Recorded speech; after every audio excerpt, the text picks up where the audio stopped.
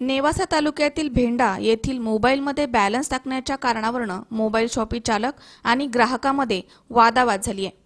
भेंडा बसस्थानक चौकामध्ये नागेबाबा मंदिर रोडवर अतिक रशीद शेख यांचे आहाना मोबाईल शॉपी आहे। भेंडा खुर्द येथील देवा कानिफ धनवडे याने दसऱ्याच्या दिवशी अतिक शेख याला फोन केला आणि त्याच्या मोबाईल नंबरवर बॅलन्स टाकण्यासाठी सांगितलं, परंतु नेटवर्क जाम असल्यामुळे दसऱ्याच्या दिवशी बॅलन्स होऊ शकला नाही। त्यामुळे दुसऱ्या दिवशी धनवडे मोबाईल शॉपीमध्ये आला आणि बॅलन्स का टाकला नाही म्हणून अतिक शेख याला शिवीगाळ करून त्याच्या भाच्याला कानाखाली मारली।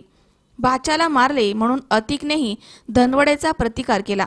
त्यानंतर धनवडे हा घरी जाऊन अतिकला मारण्यासाठी त्याच्या तरुण साथीदारांना सोबत घेऊन आला, परंतु यावेळी उपस्थित लोकांनी मध्यस्थी करून हे भांडण थांबवलं। परंतु भांडणाचा राग डोक्यामध्ये ठेवून देवा कानिफ धनवडे आणि त्याचे इतर 4-5 साथीदारांना घेऊन गुरुवारी दुपारी 2च्या सुमारास अतिकच्या मोबाईल शॉपीमध्ये आला। धनवडेने हातामध्ये आणलेल्या पेट्रोलच्या बाटलीमधनं दुकानामधील असलेला अतिक शेख याच्या अंगावर आणि संपूर्ण मोबाईल शॉपीमध्ये पेट्रोल फेकलं।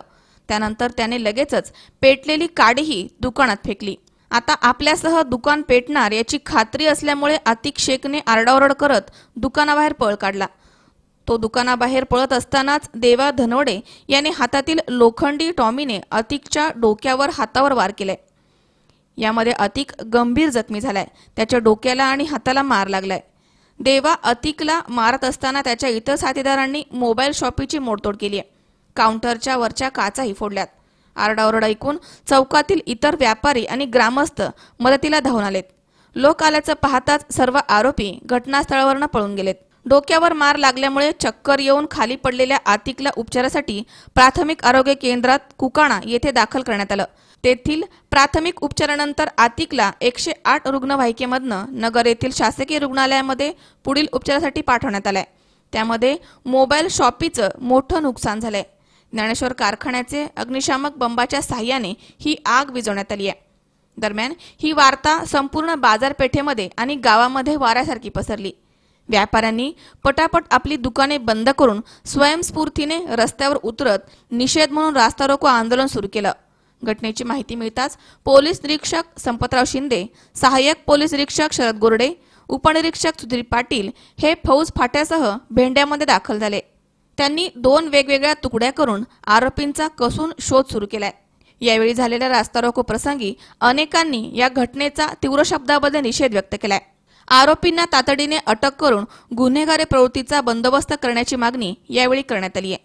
पोलीस निरीक्षक संपतराव शिंदे यांनी आंदोलकांची समजूत काढून आरोपींना कुठल्याही परिस्थितीमध्ये सोडणार नाही, त्यांना अटक करून कडक शासन करू अशी ग्वाही दिल्यानंतर रास्ता रोको मागे घेण्यात आलाय। आतापर्यंत काय होत होतं की गुंडांचा बंदोबस्त करा। आता गुंडांचा म्हणजे काय, काहीतरी पर्टिक्युलर नाही ना, ध्यानात ठेवा।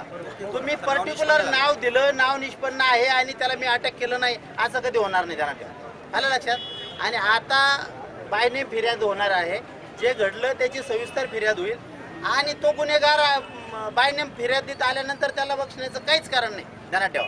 त्याला लगेच शक्यतो आता मिळाला तर आता लगेचच अटक करणार, नाही आता मिळाला तरी त्याचा कोणत्याही परिस्थितीत शोध घेऊन त्याला अटक केलं जाणार।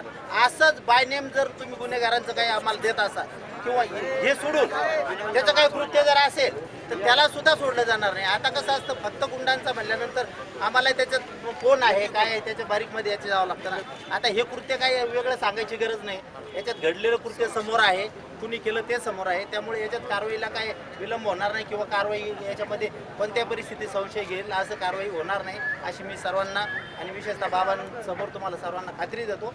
आणि आपण हे केलंय नसतं तरी मी हे करणारच होतो, मला माहिती मिळाली तरी मी इथून तर तुमचा फोन आला नाही, तुमचा जरी फोन आला त्याच्या अगोदरच मी निघालो होतो। तर त्यामुळे आपण जे करतोय आपलं एक जाणीव म्हणून ठीक आहे आम्हाला हे केलं, परंतु आपल्यामुळे यावेळी व्यापारी ग्रामस्थ मोठ्या संख्येने उपस्थित होते। शंकर नाबदे, सी 24 तास, नेवासा।